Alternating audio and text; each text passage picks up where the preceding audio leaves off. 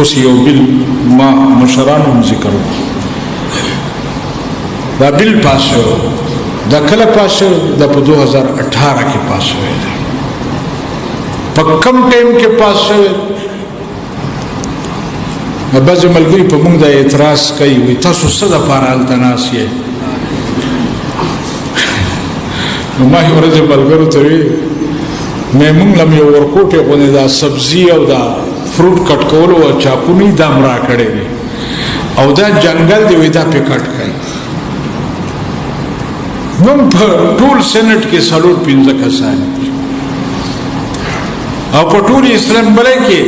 342 ممبران دي په هغې کې زموږ صرف 15 ممبران دي ستاسو وایي موږ یې څنګه مقابله خو الحمدلله د دې جمعیت علما اسلام د ممبرانو د یارې نه په داسې وخت کې په اسمبلی او په سینټ کې دا بل راوړي او پاس کوي چې د الیکشن شپې ورځې نږدې وي نو دا ممبران ټول حلقو ته تلي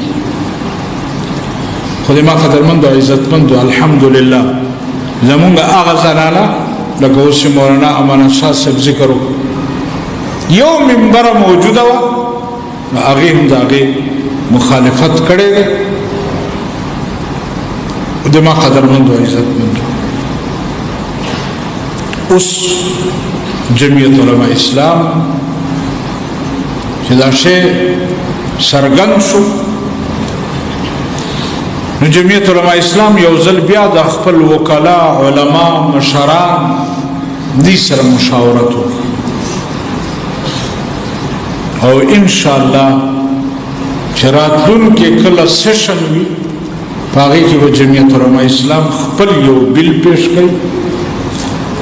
او انشاءالله تعالی د دې